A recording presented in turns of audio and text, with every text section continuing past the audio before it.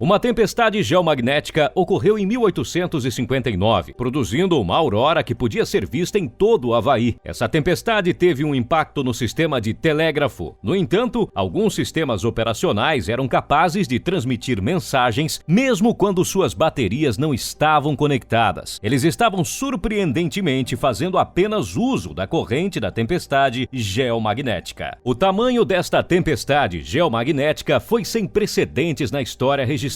A supergreve solar não acontece com pouca frequência e pode ocorrer hoje e ser muito pior. Pode levar mais do mundo para se recuperar de uma greve solar desta magnitude do que os 10 principais desastres naturais nos Estados Unidos juntos. O que exatamente é esse evento que tem o potencial de acabar com nossa civilização? Como recentemente perdemos essa extinção por apenas 9 dias e há algo que possamos fazer para impedi-la, vamos descobrir. No vídeo de hoje, no Entendendo o Mundo, iremos entender o que a NASA tem alertado sobre a tempestade solar sobre a Terra. Embarque conosco e não esqueça de se inscrever. Deixe seu like, seu comentário ao final do vídeo e ative o sininho para receber o alerta de novos conteúdos. A expansão das manchas solares no disco solar em agosto de 1859 cativou a atenção de astrônomos de todo o mundo. Um deles era Richard Carrington, um astrônomo amador da cidade inglesa de Red Hill, perto de Londres, que foi repentinamente ofuscado por uma explosão de luz, de acordo com a nave espacial da NASA. Carrington chamou de clarão de luz branca e este processo levou cerca de 5 minutos. Uma massiva ejeção de massa coronal, CME, ou flare, é uma explosão de plasma magnetizado que deixa a corona do Sol de sua atmosfera superior a cms, viajando mais de 90 milhões de milhas, cerca de 150 milhões de quilômetros, entre o Sol e a Terra em 17,6 horas, antes de atingir a Terra com todas as suas fúrias. A NASA afirma que normalmente leva vários dias para os CMs chegar à Terra. Porém, a Terra passou por uma situação incomum, por uma tempestade geomagnética um dia depois que Carrington viu o Magnificent Flare, fazendo com que os sistemas telegráficos enlouquecessem e tornando as exibições rurais normalmente visíveis apenas em latitudes polares e visíveis nos trópicos, colocando de 2 em 2 juntos. Carrington concluiu que a explosão solar que ele acabara de testemunhar era quase certamente a origem desta perturbação geomagnética, com uma significativa conexão como esta nunca formada antes. Em sua homenagem, a tenda solar de 1859 é frequentemente referida como o evento de Carrington. O clima espacial é causado por distorções no campo magnético do Sol, que faz com que manchas escuras ou manchas solares apareçam em sua superfície, ejeções e outros fenômenos eletromagnéticos que podem ter repercussões perigosas em nosso mundo de vida no mundo tecnológico. A atividade das manchas solares flutua em um ciclo de 11 anos e tendo em vista um próximo esperado até 2025. Então faz sentido olhar para as tempestades solares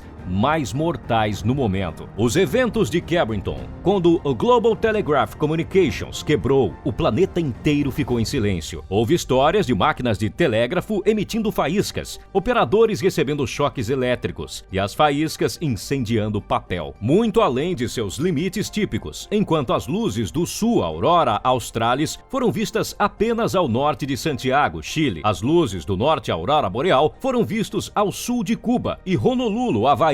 Muitas pessoas em todo o mundo nunca tinham visto uma aurora antes, então eles não tinham certeza de como interpretar o brilho incomum do céu. Enquanto alguns pensavam que o mundo estava acabando, outros passavam o dia ouvindo o canto dos pássaros, vendo o céu limpo e pensando que o sol havia nascido. O ambiente ainda estava bastante carregado quando os funcionários do Telegraph voltaram ao trabalho no dia seguinte. Funcionários da empresa American Telegraph foram incapazes de enviar ou receber despachos perturbadores. Eles descobriram que ainda podiam desligar suas baterias e usar a corrente auroral para enviar mensagens para Portland, Maine. Embora as tempestades solares raramente ponham em risco a vida humana diretamente, há uma chance de que elas possam influenciar os sistemas críticos de segurança por meio de impactos eletromagnéticos, incluindo distribuição de energia elétrica baseada no solo e navegação espacial baseada em comunicações e previsão do tempo. Se ocorrer agora uma tempestade tempestade do tamanho de os eventos de Carrington podem provocar um apocalipse na internet, deixando muitas pessoas e empresas offline. Devido a isso, o governo do Reino Unido lista o mau tempo espacial como um dos perigos naturais mais perigosos em seu registro de risco nacional às empresas que têm planos de contingência para lidar com eventos extremos, desde que sejam avisados de acordo com pesquisadores de Lloyd's, de Londres, e da Agência de Pesquisa Atmosférica e Ambiental nos Estados Unidos. Uma catástrofe da classe Carrington hoje causaria entre 0,6 e 2,6 trilhões de dólares em perdas para o país sozinho. Para nosso benefício, tempestades solares como o Carrington ocorrem apenas uma vez a cada 500 anos, embora eles aconteçam com mais frequência a cada 50 anos. Tempestades solares com metade da intensidade dos eventos de Carrington são mais comuns. No entanto, como o clima espacial é notoriamente difícil de prever, não podemos ter certeza de quando o próximo evento de nível de Carrington ocorrerá. O Sol tem a velocidade de até 3.000 km por segundo e inclui bilhões de toneladas de material solar.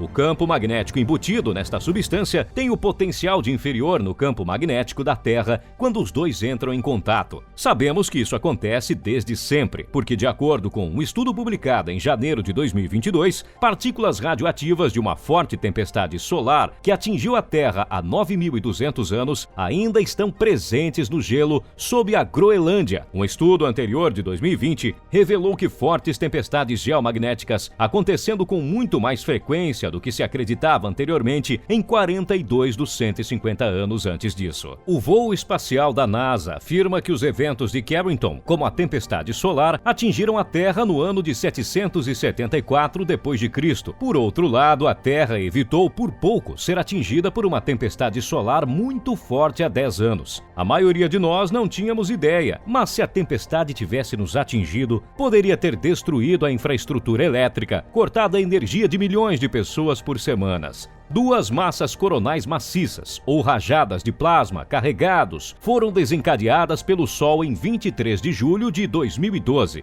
e foram lançadas em direção à órbita da Terra. Um dos períodos mais fortes do clima espacial em mais de 150 anos ocorreram durante esse período. Se tais explosões tivessem impactado o campo magnético da Terra, elas poderiam ter causado poderosas correntes terrestres, que poderiam ter sobrecarregado nossas redes elétricas, destruindo transformadores e deixando grandes regiões sem energia. Felizmente, para nós, a explosão solar estava a aproximadamente uma semana da Terra e, em vez disso, tocou em estéreo, um dos satélites observacionais da NASA, através do qual aprendemos sobre isso. Mas alguns especialistas acham que isso é tudo um pouco aconchegante. Ainda estaríamos limpando as peças hoje se tivessem atingido. Os aficionados do clima espacial há muito expressam preocupação com a possibilidade de tempestades solares mortais. A erupção de 2012 foi descrita como um evento de nível Carrington, nos piores eventos que uma tempestade solar severa poderia privar 20 a 40 milhões de pessoas no Nordeste de sua eletricidade por mais meses ou talvez anos. Enquanto as concessionárias lutavam para substituir milhares de transformadores desgastados de Boston a Washington, deixou boas notícias. Não somos completamente impotentes, como empresas e organizações governamentais mencionadas anteriormente, desenvolvendo estratégias para lidar com o clima espacial perturbador nos últimos anos. Essas estratégias vão desde fortalecer as redes elétricas até redirecionar voos que podem ser afetados por tempestades geomagnéticas. Mesmo assim, é difícil de se defender contra uma tempestade muito grande e o fato de que vamos perder alguns importantes satélites de observação. Como podemos nos proteger deles? E se um problema significativo nos atingir, ou qual a probabilidade de uma tempestade geomagnética induzida pelo Sol? Ela pode prejudicar seriamente nossas redes elétricas e a principal preocupação trata-se do clima espacial. Aqui está como ele operar ao Sol. Ocasionalmente, poderá liberar uma parte de sua atmosfera externa, que é uma nuvem de partículas carregadas que se movem rapidamente em momentos específicos em seus ciclos, à medida que manchas solares se formam em erupções. Essa ejeção de massa coronal tem o potencial de causar uma poderosa corrente de Sol solo que pode passar por dutos de linhas de energia e cabos de telecomunicações, se atingir a Terra em seu campo magnético, exatamente da maneira certa. As redes elétricas podem ficar sobrecarregadas se essas correntes forem suficientemente grandes, exatamente o que ocorreu em Quebec em 1989. Uma forte tempestade pode fritar um número considerável de transformadores de alta tensão, pois muitos deles pesam até 400 toneladas e são construídos sob medida,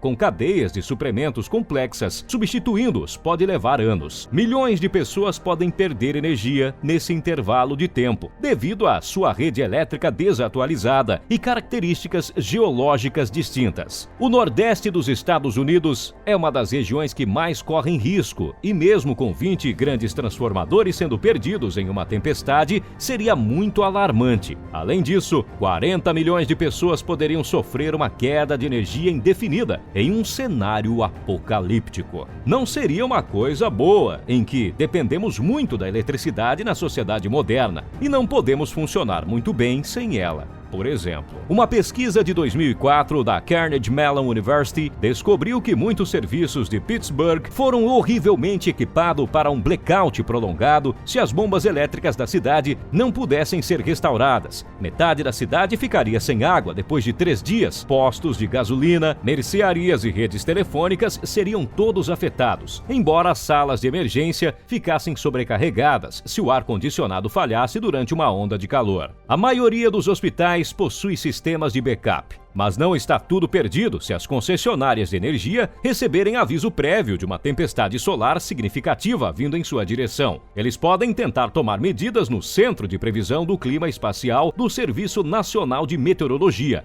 Em Boulder, Colorado, podem identificar um evento que se aproxima, que está a cerca de 30 minutos de atingir a Terra usando o satélite atual. Os operadores da grade precisariam agir rapidamente. No entanto, a extensão em que essas táticas podem ser úteis é limitada. O que realmente nos preocupa é o clima espacial extremo, um evento de nível Carrington. Coza disse então: o que aconteceria nesse cenário é que realmente não conhecemos teoricamente dispositivos como capacitores que podem ajudar a interromper o fluxo de correntes de terra causadas por um evento geomagnético que poderia fortalecer a rede e proteger-se contra tempestades mais fortes, desde os apagões de 9 de 1989. Os governos canadenses investiram quase 1,2 bilhão de dólares nessas tecnologias em Quebec. O fato de que muitas dessas tecnologias são caras e podem reduzir ligeiramente a eficiência da rede atual em tempos normais é uma desvantagem. O governo federal tem prestado mais atenção ao problema nos últimos anos. Em 2012, a Federal Energy Regulatory Commission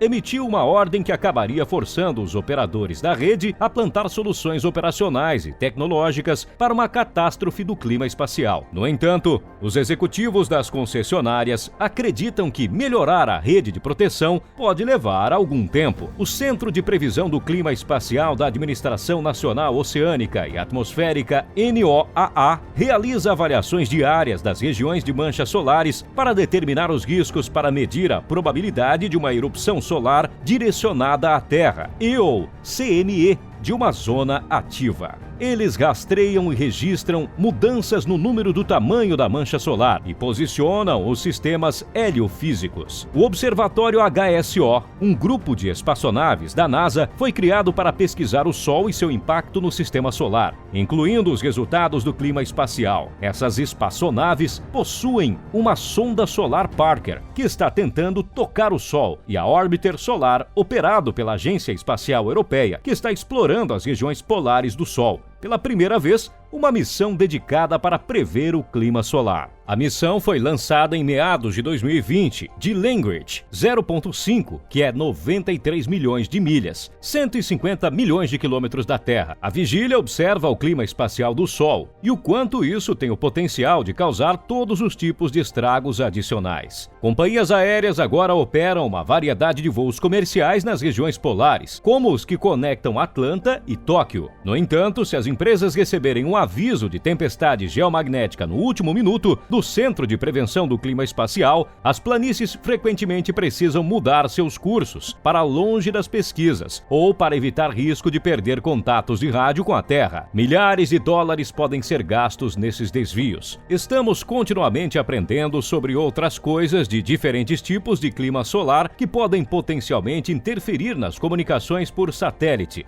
podem dar errado e correntes terrestres podem causar ameaças de corrosão em dutos. Existem para o voo espacial humano, ao deixar o fio magnético da Terra, a radiação do campo que torna-se um grande problema para os voos espaciais. Rajadas de radiação solar que podem ter efeitos negativos na saúde e ser particularmente perigosas para os astronautas que trabalham fora do escudo protetor da Terra. Isso significa que precisaríamos de uma maior compreensão do clima espacial se levássemos a sério a ideia de visitar Marte, e ainda há muitas perguntas sem resposta. Com os possíveis efeitos das erupções solares na tecnologia GPS, até as tempestades solares têm o potencial de deteriorar o sinal à medida que viaja do satélite para o solo. A economia moderna depende tanto do GPS de navegação quanto da investigação geofísica feita por empresas de petróleo e gás, de que qualquer adulteração de seus sinais pode ter sérias repercussões financeiras. Mais satélites podem ser úteis no rastreamento dessas tempestades.